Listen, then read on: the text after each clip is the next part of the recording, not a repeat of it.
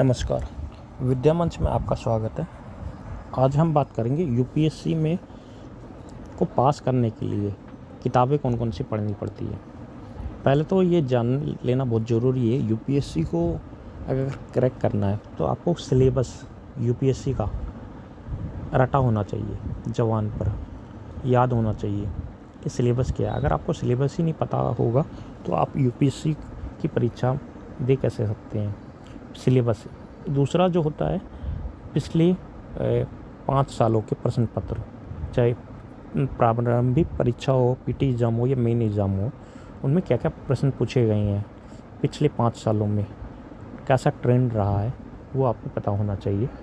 वो आप पिछली 5 ईयर्स क्वेश्चन पेपर अगर देखना चाहते हैं तो यूपीएससी की वेबसाइट में आप जाके देख सकते हैं क्या क्या प्रश्न रहे पीटी एग्ज़ाम के, चाहे तो मेन एग्ज़ाम के। वो सारे आप पीडीएफ डाउनलोड करके देख सकते हैं और फिर आपका सिलेबस भी आप वहाँ से देख सकते हो।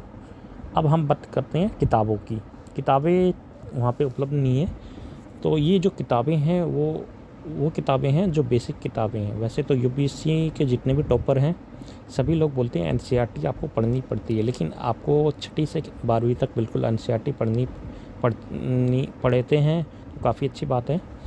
लेकिन एनसीईआरटी में भी कौन सी एनसीईआरटी किताबें पढ़ें, ये जान लेना बहुत ज़रूरी है। सबसे पहले तो हम सेक्शन वाइज हम जानेंगे कौन कौन सी किताबें किस सेक्शन से पढ़नी पड़ती है। ये जो किताबें हैं आप पीटी प्लस मेंस दोनों के लिए उपयोग कर सकते हैं। और इसमें जो एक किताब होगी प्राइमरी की किताब होगी जिसको आपको पढ़ना ही है। दूसरी किताब मैं आपको वो चाहे तो बताऊं, वो होगी एडिशनल किताबें। जितने कम रिसोर्स आप यूज़ करें उतना आपके लिए अच्छा है। ज़्यादा किताबें पढ़ने से अच्छा है कोई एक किताब पढ़ें 4 बार। 4 किताबें पढ़ने से अच्छा है कोई एक किताब पढ़ें आप 4 बार, वो अच्छा माना जाता है। तो सबसे पहले हम बात कर लेते हैं इतिहास की। इतिहास की जब हम बात करते हैं तो प्राचीन इतिहास भी होता है, मध्यकालीन इतिहास भी होता है, आधुनिक भारत का इतिहास भी होता है, विश्व इतिहास भी होता है, समकालीन भारत का इतिहास भी होता है और आपका आर्ट एंड कल्चर भी हो जाता है। तो सभी के लिए अलग अलग किताबें पढ़नी होगी क्या, तो अब देख लेते हैं। प्राचीन भारत, जिसको हम एंशिएंट हिस्ट्री ऑफ इंडिया भी बोलते हैं, इसके लिए जो सबसे अच्छी पुस्तक है जो सभी लोग पढ़ते हैं, भी सभी कोचिंग इंस्टीट्यूट आपको बताएंगे, वो है राम शरण शर्मा जी की 11th क्लास की ओल्ड एनसीईआरटी।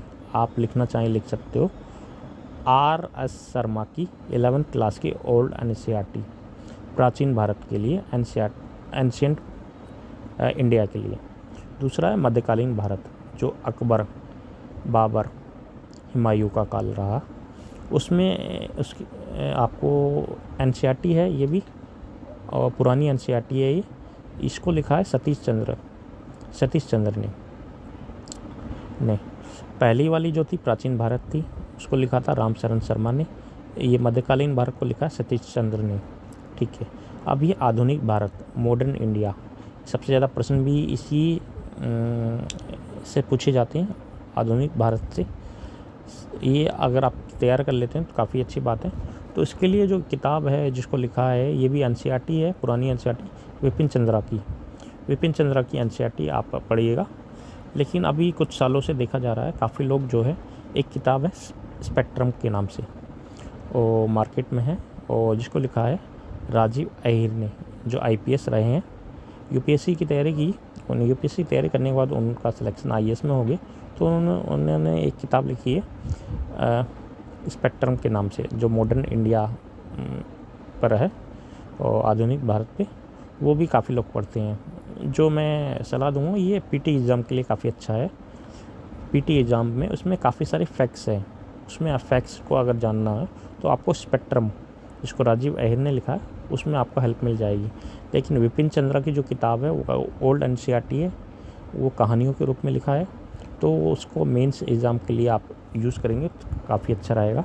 आप चाहें तो दोनों भी पढ़ सकते हो, पीटी के लिए आप स्पेक्ट्रम और मेंस के लिए विपिन चंद्रा। लेकिन फिर भी किसी एक को चुनना होगा तो मैं आपको विपिन चंद्रा को किताब जो है ओल्ड एनसीईआरटी, उसको आपको बताऊंगा। उसको आप बार बार पढ़ें, 3 से 4 बार, जितना बार आप पढ़ सकें उसको आप पढ़िए तो आपको कवर हो जाएगा। अब बात कर लेते हैं कला और संस्कृति की। Art and culture. Art and culture के लिए एक किताब है मार्केट में नितिन सिंघानिया की, लेकिन ये काफ़ी मोटी है और इसमें काफ़ी आपका टाइम भी लगेगा पढ़ने में, लेकिन उसमें से क्वेश्चन कम आते हैं। तो एक किताब और है एनसीईआरटी की, भारतीय कला का इतिहास, कक्षा 11 की एनसीईआरटी, आप चाहे तो ये पढ़ सकते हो। और वर्ल्ड हिस्ट्री की बात करें, विश्व इतिहास की, विश्व इतिहास की अगर बात करें तो इंग्लिश मीडियम में एक किताब है नॉर्मन लॉय, ये काफ़ी अच्छी किताब है इंग्लिश मीडियम के लिए। लेकिन हिंदी मीडियम में अभी जो है आप चाहें तो एनसीईआरटी है एक अर्जुन देव की, वो आप पढ़ सकते हो, या तो आप जैन और माथुर और दीनानाथ वर्मा की किताब है एनसीईआरटी, आप मार्केट में पता करेंगे तो मिल जाएगी, जैन माथुर या दीनानाथ वर्मा नाम से, वो भी आप पढ़ सकते हो। आप चाहे तो अर्जुन देव को भी पढ़ सकते हो काफ़ी बार बार, ये भी आपका अच्छा है विश्व इतिहास के लिए। और बात कर लेते हैं पोस्ट इंडिपेंडेंस, यानी आज़ादी के बाद भारत में क्या क्या हुआ, यानी नेहरू की जो नीतियाँ हैं, नेहरू की पॉलिसी हैं, उसमें ये पोस्ट इंडिपेंडेंस आता है।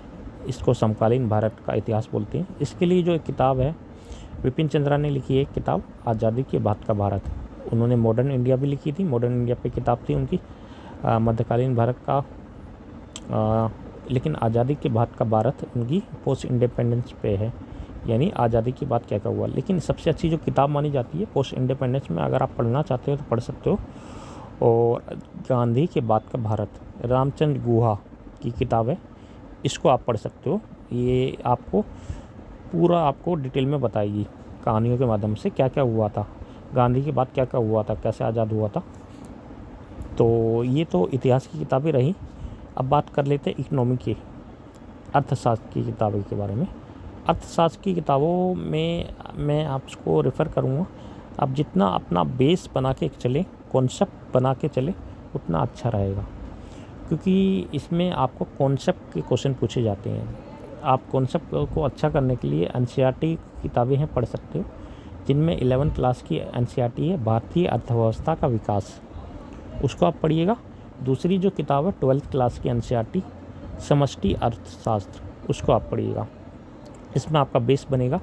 दूसरा, इन किताबों को पढ़ने के बाद एक मृणाल का यूट्यूब चैनल है, उन्होंने वीडियो डाले हुए हैं, काफ़ी वीडियो हैं उनकी प्रसिद्ध हैं, इकनॉमी पे उनके लेक्चर हैं, वो आप देख सकते हो, तो वो काफ़ी अच्छा है। लेकिन काफ़ी लोग जो हैं रमेश सिंह की किताब पढ़ते हैं, तो रमेश सिंह की जो किताब है यूपीएससी के पर्पज़ से नहीं लिखी गई है, लेकिन मृणाल के जो वीडियो है यूपीएससी को ध्यान में लिख के उन्होंने बनाए हैं। आप चाहे तो यूट्यूब पे उपलब्ध है फ्री, आप उनके वीडियो जो हैं उनकी प्लेलिस्ट में उपलब्ध है, जो लेटेस्ट वीडियो है वो आप देख सकते हो। आप अगर पढ़ना चाहें तो अगर आपके पास समय है रमेश सिंह की किताब को भी पढ़ सकते हैं। इसके अलावा भी कुछ एडिशनल बुक है जो मैंने बताया था, आप चाहें तो ये भी आप देख सकते हैं जो इकनॉमी के ऊपर है। वैसे तो मैं आपको रेफ़र करूँगा एनसीईआरटी की किताब पढ़ें, उसके बाद मृणाल के वीडियो देखें, इतना आपके लिए काफ़ी है। और किसी की कोचिंग के नोट्स मिल जाए वो भी आप देख सकते हैं। लेकिन अगर आप इन किताबों को पढ़ना चाहते हैं तो भी आप देख सकते हैं, जिनमें एक इकनॉमी की किताबों को लिखा है मिश्रा एंड पुरी की किताब आती है इकनॉमी की, वो आप देख सकते हैं। दत्त एवं सुंदरम की किताब की भी आती है, वो भी देख सकते हैं। और एक IC डिंगरा है, इनकी भी किताब है इकनॉमी के ऊपर।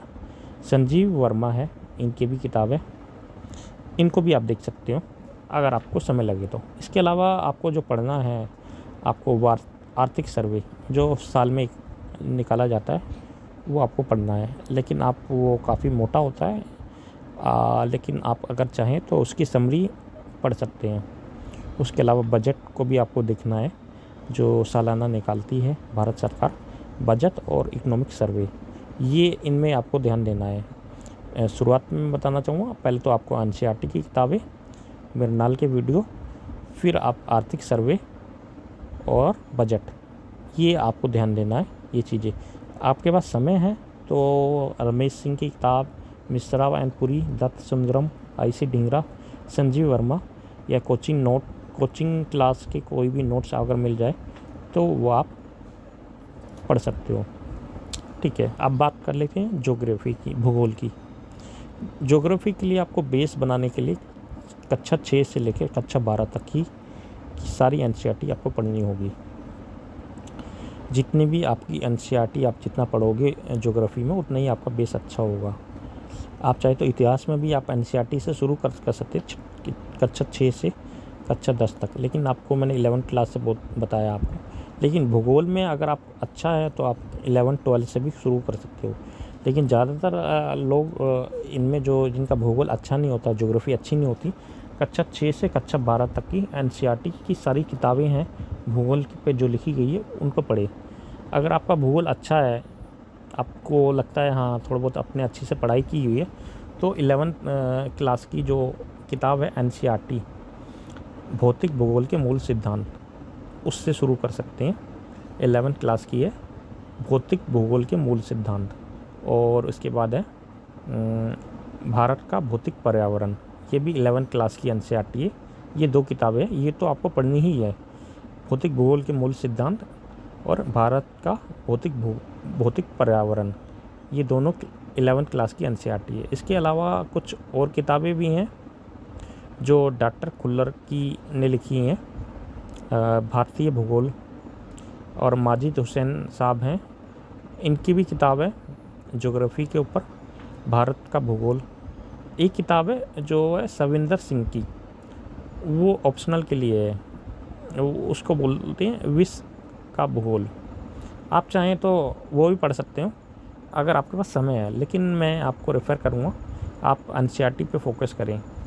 और इंग्लिश मीडियम में एक किताब है, ज़्यादातर लोग पढ़ते हैं उसको, जीसी लियोन की भौतिक भूगोल, फिजिकल एंड ह्यूमन ज्योग्राफी, ये है। अगर आप चाहें तो समय है तो सारी किताबों को आप देख सकते हैं, लेकिन फिर वही बात हो जाएगी, आप ज़्यादा से ज़्यादा किताबें पढ़ेंगे। जैसे मैंने आपको शुरुआत में ही बताया था, कम से कम आप किताबें पढ़ें, ज़्यादा से ज़्यादा फोकस अपनी एनसीईआरटी को देखें।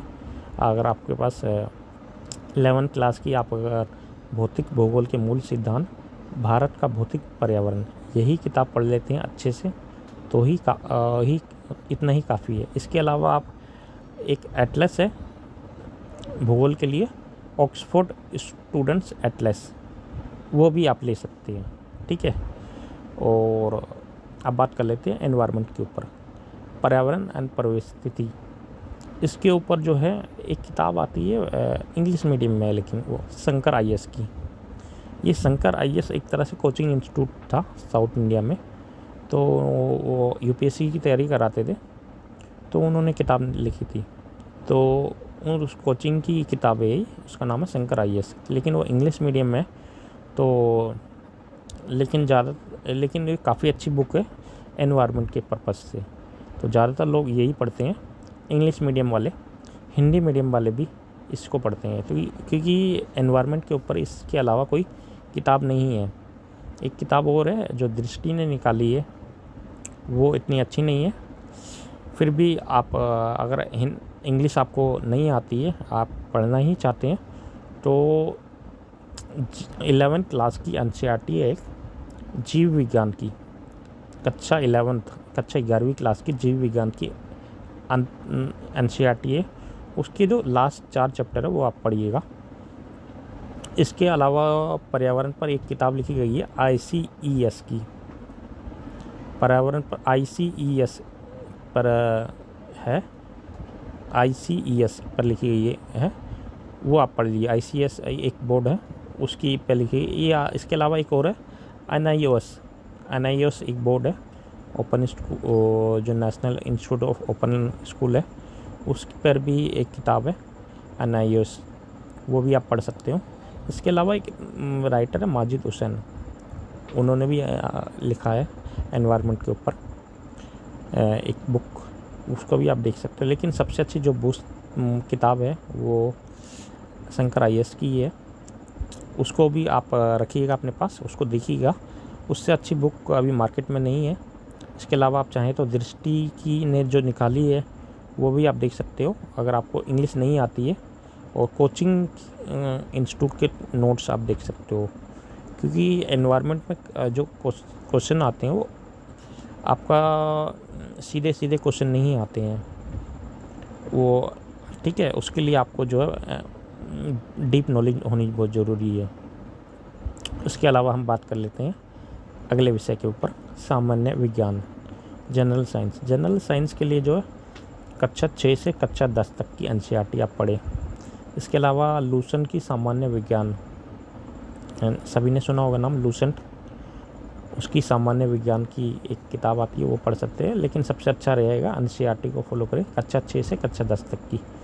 और साइंस मॉनिटर होता है राज्यसभा टीवी का एक प्रोग्राम, उसको आप देखिएगा।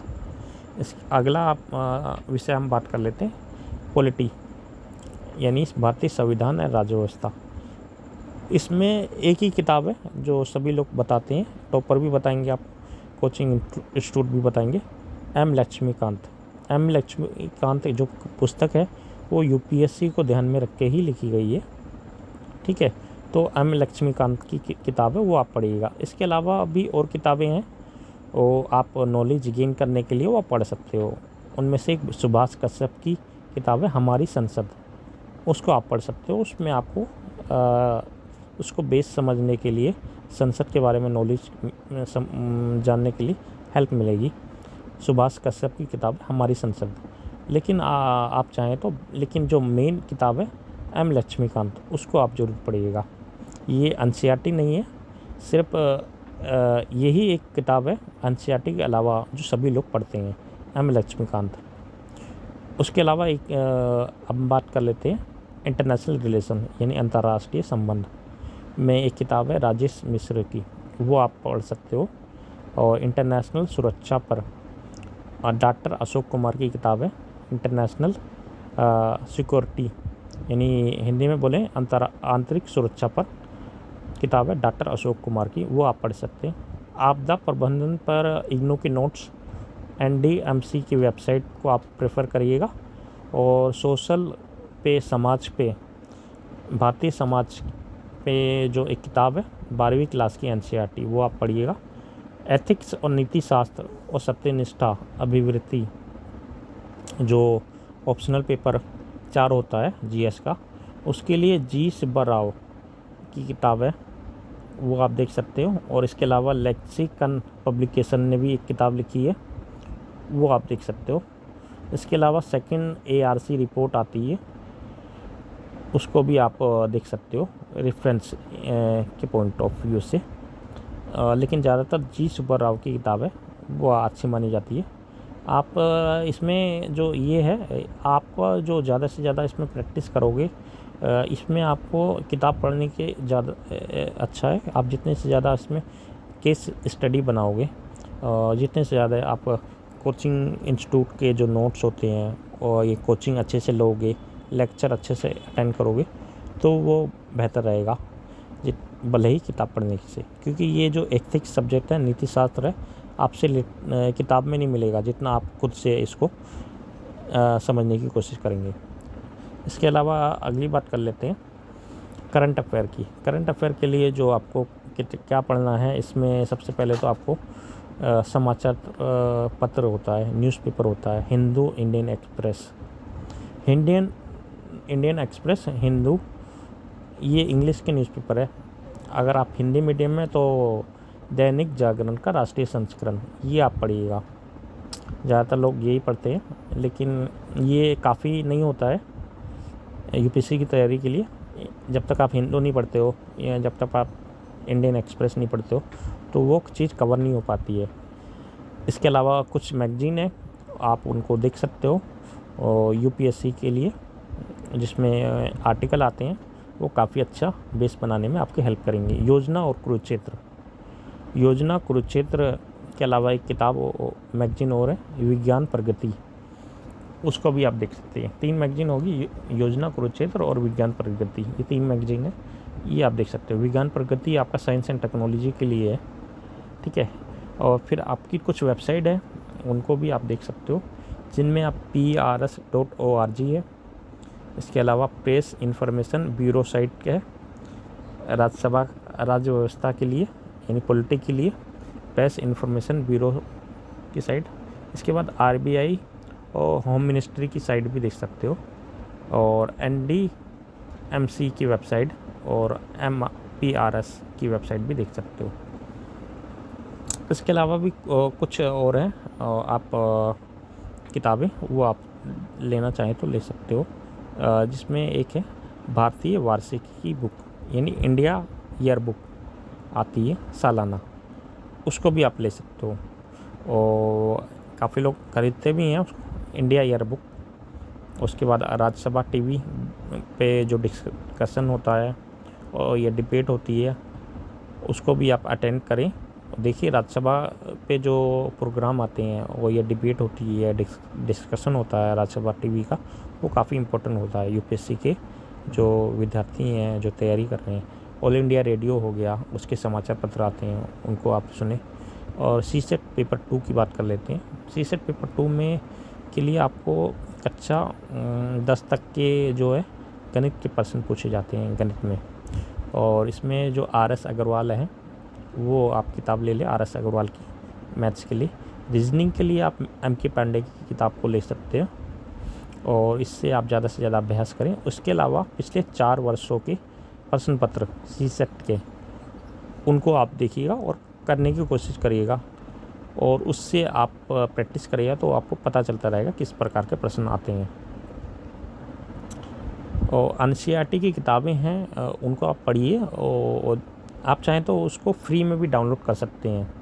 एक वेबसाइट है iesexamportal.com, यहाँ से आप डाउनलोड कर सकते हैं फ्री में।